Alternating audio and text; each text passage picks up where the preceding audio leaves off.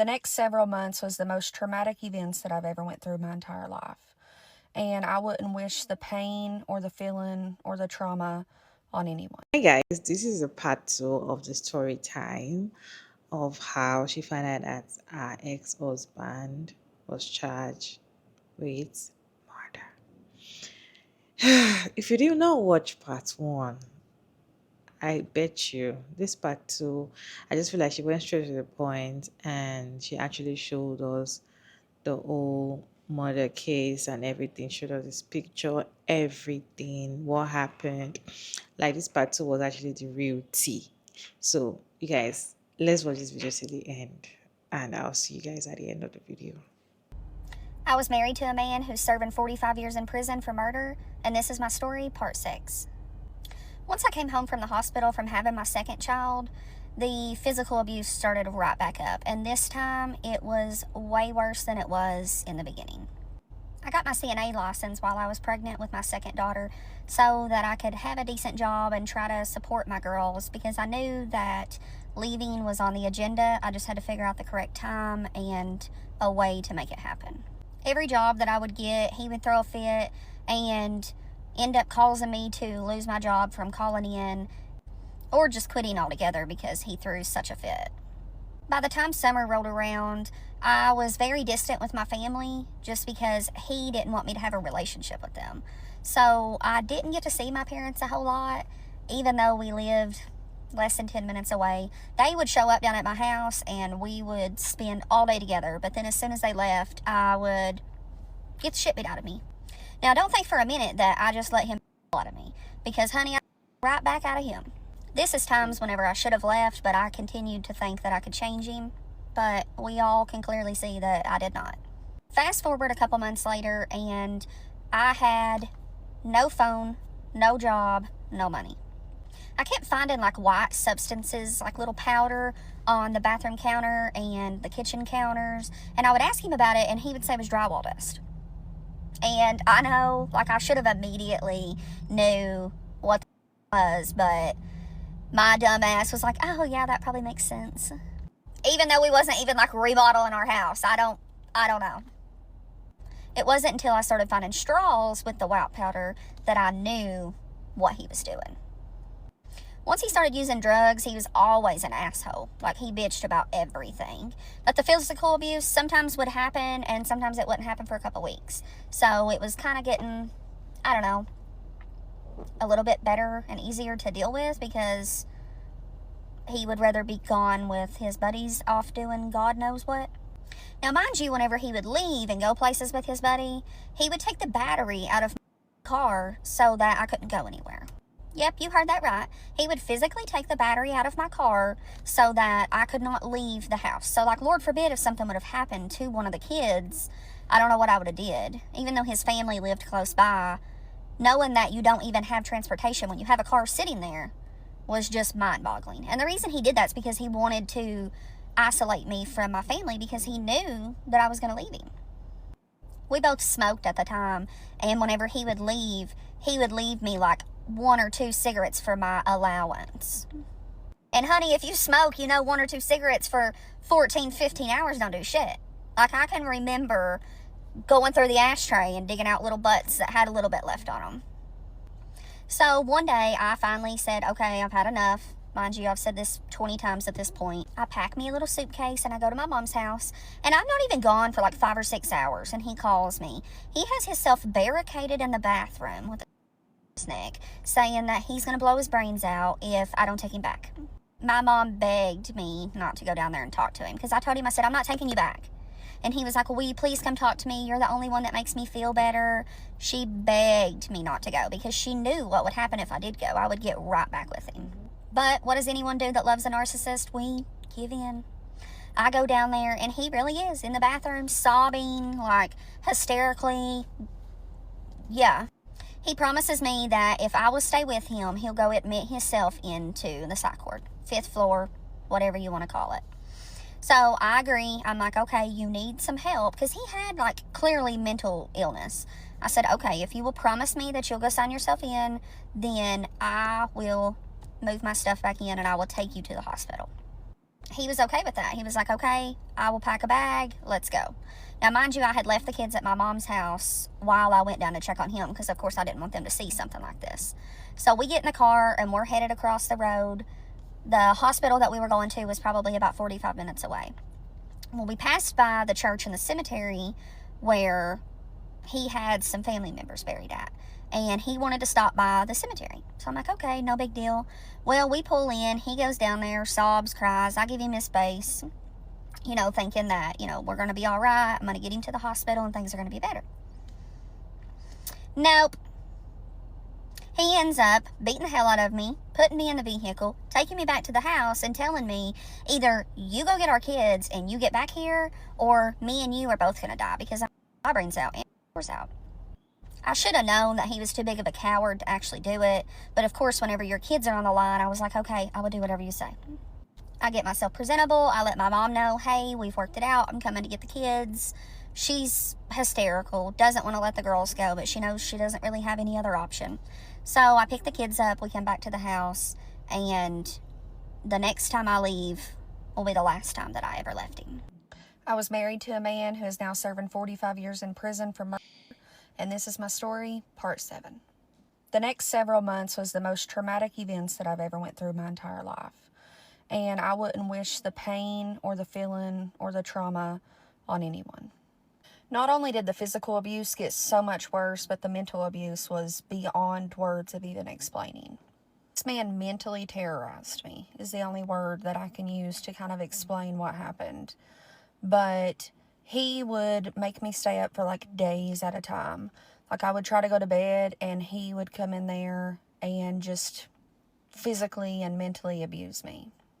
I would finally fall asleep and he would come in and grab me by my feet and drag me out of the bed and laugh hysterically. He would come in there and turn the lights on and shoot lasers in my eyes while I was trying to sleep.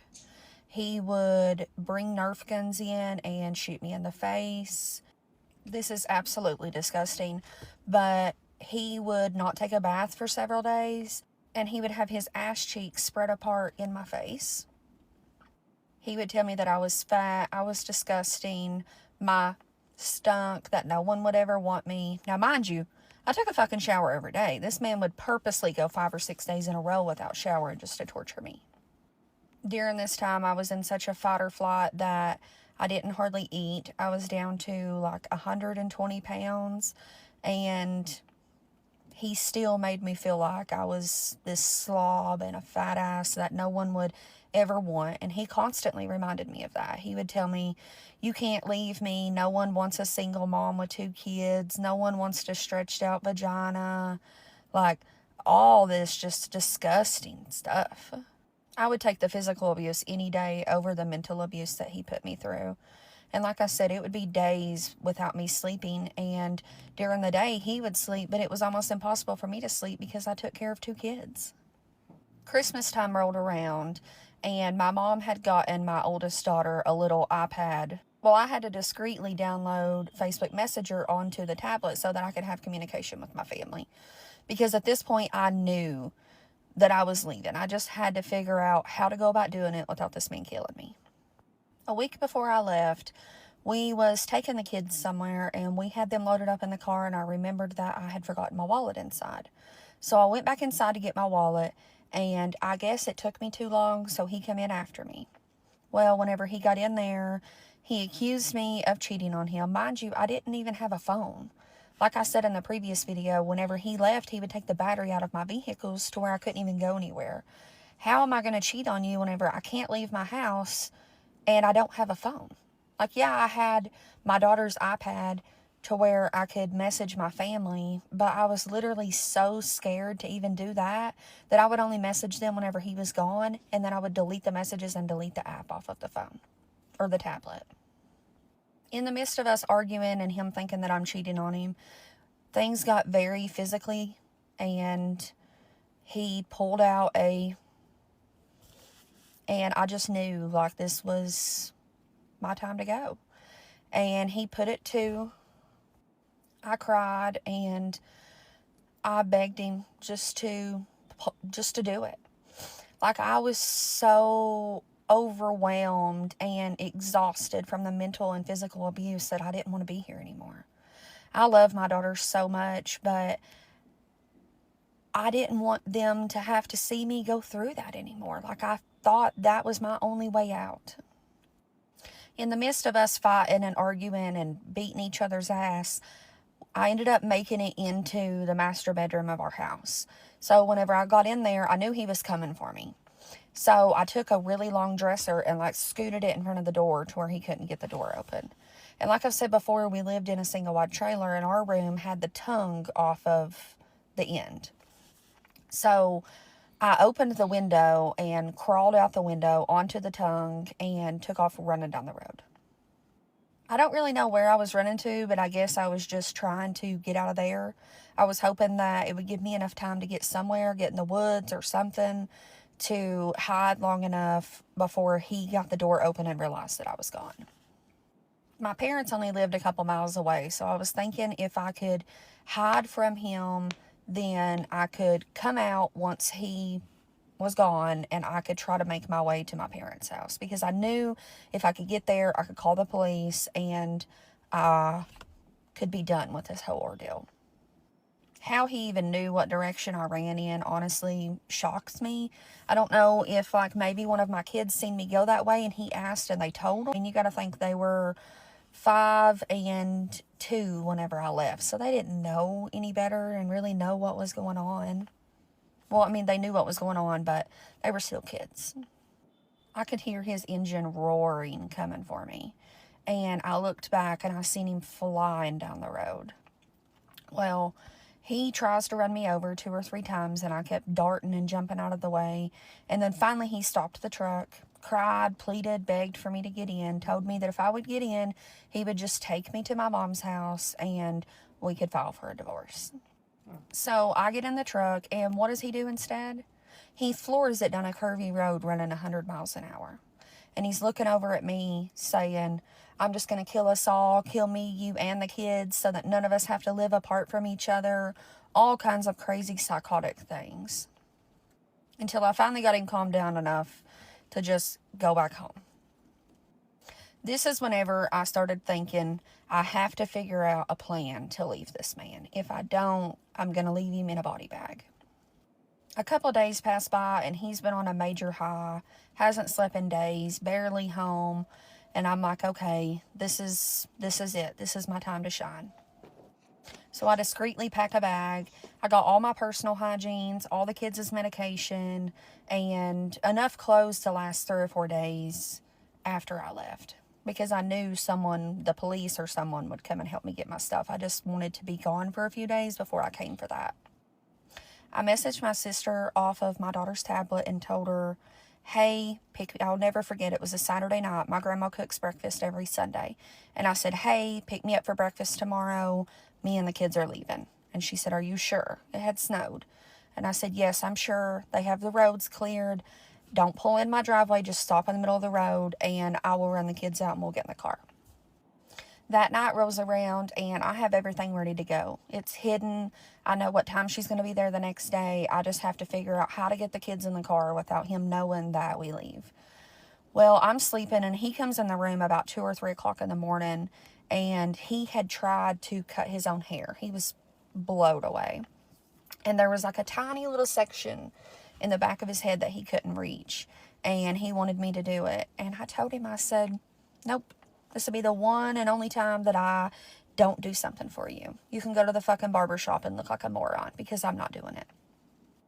He slapped me in the face, calls me a bitch, so on and so forth. And within a couple hours, he is passed out on the couch.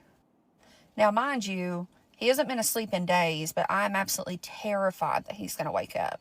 So it's like 30 minutes before my sister is supposed to be there, and I have everything ready to go. I've already opened the door, put the bag on the porch. All I have to do at this point is slip shoes on the kids, and we're out the door with a jacket. Somehow, by the grace of God, I was able to get out without him waking up. And that was the last time that I ever left that house. I put up a hell of a fight, but I knew that I didn't have any fight left in me. And I had to fight for my kids at that point. The next part's whenever I'm going to get into the details of after we separated and what led him to being charged with murder. I was married to a man who is now serving 45 years in prison for murder, and this is my story, part 8. After I left him, surprisingly, he didn't really try to get back with me, which was perfect for me because I was done, like you all clearly could tell in the story. We sat down together and worked out a visitation schedule for him to see the kids, and I hired a lawyer, and we went to court and filed for a divorce. Things were decently good for the first couple months after we did separate. I had got moved into a low-income apartment. I got a job at the nursing home again. I was supporting my girls. Life was good. And then this is when he stops getting the kids.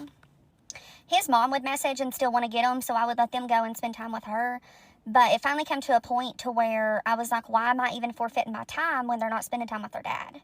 Like, I know they needed to spend time with their grandma, but it's really not fair for me to lose my time when the dad doesn't want to see or take care of his kids. This went back and forth for a while with him wanting the kids and then not wanting the kids. And he would find a girlfriend that would take care of the kids for him. And then once he finally realized that he wasn't going to be able to keep a girlfriend either because he was a piece of shit, is when he got really bad off on drugs. Now, during this time, I had stopped letting the kids see him. So I left him in January of 2016. My daughters had just turned 5 and 2 years old. And I stopped letting him see the kids probably in, I'm going to say like July of 2018, somewhere in there. So he's seen the kids for a little over 2 years before I went no contact with him. That December rolled around and I got paperwork in the mail where he was taking me to court fighting for full custody of my kids. Now, mind you, he hadn't seen my kids in 6 months. So I hire a lawyer, and I really don't put much thought into it because I know he can't pass a drug test. I know he's a piece of shit, and I really just knew that the Lord would be on my side and things would work out. The court date rolls around and he doesn't even show up for court. Like, he had hired a lawyer, or his mom had hired a lawyer, and she was there, but he didn't even show up for court. And I told the judge, I said, I am not agreeing to him seeing the kids. He's $15,000 behind in child support. He hasn't seen the kids in 6 months because he's so strung out on drugs. I am requesting for a drug test, and I don't want to piss in a cup. I want a hair follicle test. His lawyer tried to claim he wasn't on drugs, so the only way the judge would agree to the hair follicle test was if I had a hair follicle test done as well. Not a problem with me. I've never used drugs a day in my life. So they sent me to one location and they were sending him to a different location. And we had like, I think 3 or 4 hours to have the testing done. So I left court and went straight for my hair follicle test. And what do you know? He never even has his. So when we go back to court, of course, they threw the case out because automatic fail if you don't go for the test. Now, mind you, during this time, he had no contact with me or my children. I had him blocked on all social medias, and during the time, I didn't live in the town that we live in now. I lived about 3 hours away, so, I mean, he didn't try to, like, come hunt me down or nothing. August 25th, 2019 was one of the worst days that I will ever forget, and it'll be a day that sticks with not only me, but my children's hearts and so many people in our community forever. I received a call out of nowhere from an unknown number, but I answered the call anyways. I was at home. Now, mind you, like I said, I lived 3.5 hours away from my hometown during this time. And whenever I answered the phone call, it was DCBS. They told me that they were trying to locate my house and that it was urgent that they speak with me. So they were literally within a mile of where I lived at. So I give them the proper directions, how to get there. I have no idea what's going on. Like, I don't know if someone's reported me to DCBS or what. But whenever they pull up and they come inside, they start asking me questions about my said husband from the story time. And I start telling them, you know, how they haven't had any contact with him, and I've got court documentation to prove this and this. Well, they want to know where the kids are at because they need to talk to the kids. Well, I inform them that, you know, the kids are at school. During the time, Zoe was in the 2nd grade and Chevy was in preschool. Well, I asked what this is about. Like, why do you need to talk to the kids? What's going on? And they informed me that there is a bench warrant arrest for their biological father for assault to a minor. I was at a loss for words. I didn't even know what to say to them, let alone what to do. Well, they had to talk to my kids to make sure that my kids were okay. I kept reassuring them that my kids had been no contact with him for over the past year, but they still had to lay physical eyes on my children since the charges that he was wanted on were assault charges for a minor. When social services left my house, they left me with paperwork that awarded me full custody of the kids immediately. And now, mind you, he was still like on the loose. They had a bench warrant for his arrest. And the next 24 hours before he got arrested was the most terrifying time ever. I was scared to death knowing what he was accused of, that he was going to come and just off us all. I had no idea. Less than 24 hours later, he was picked up and his charges were moved from to a minor. He had murdered his girlfriend's 2-year-old daughter. I was married to a man who is now serving 45 years in prison for murder, and it's time to expose what kind of true monster this man is. Michael Cody Huff will be answering to assault first-degree charges at 9 o'clock tomorrow morning here at the McCreary County Courthouse in District Court. But it's likely he's going to face more serious charges. Police were called to Somerset's Lake Cumberland Regional Hospital on Sunday. Been brought in with life-threatening injuries. That little girl would be sent to UK hospital, and on Tuesday she died. The coroner says she is Kimber Collins, and she died of blunt force trauma. Prior to her death, police charged 27-year-old Michael Huff with assault. He was arrested on Jennings Branch Road in Whitley City. The prosecutor says a grand jury will consider a harsher charge. In the process of arresting the defendant, putting him into custody, and all that processing, she passed away. So obviously it will be a charge, but at the time he was arrested, assault was the appropriate offense. Bowling says Huff is the boyfriend of the child's mother. And police say he was watching the 2-year-old at the time. You know, it's times like this that it makes you want to go home and hug your children just a little bit and hold them a little bit closer to you. You always know the who, the what, the when, the where, but there's never going to be a good why in a child homicide case. There's never going to be an acceptable reason. Huff is being held in the Leslie County Jail. He told the jail staff that he did not want to talk to us about the allegations. This disgusting monster sat in county jail for 3 years until he finally pleaded guilty to the charges. He's now serving his time out at Green River Correction Complex in Kentucky, when we all know where this man should be serving his time out at. Guys, what is your take on this video? Kindly share your thoughts about this video down in the comment section. My own take is that these men are dangerous. They are dangerous to the core. And when they show you this tiny little sign, just leave. Run away. Like, don't go back. This man has been dangerous from the beginning. He was just cooking. It was just cooking. It could have been our child. It could have been one of our children. We don't even know what he has done or what he must have done to those girls that she had for him. We don't even know. Because she wants to leave you, you're pointing a gun to her head. It was even going to that. It could have even been her. It could have even unalived her. And this relationship is something that was going on years. They've been together years, 5 years, according to the child's age. Look at this. If you see any tiny little sign that is showing that this person is abused, if he's abused, they don't change. They only get worse. And it's so scary that you can get unalive in the process, thinking that is the best thing that could happen to you, because you must have been abused to a point whereby you're like, you know what, if you want to unalive me, just unalive me, because I'm done. I feel like the ending part, oh my god. You guys, what is your take on this video? Let me know talk about this video down in the comment section. Respectfully, as always, check out my David, and thank you so much for sticking around to the end of the video. I hope you enjoy it. Kindly share your thoughts respectfully, and I'll see you all at the end of the videos. Kindly share your thoughts down in the comment section, and I'll see you all in my next video. Bye.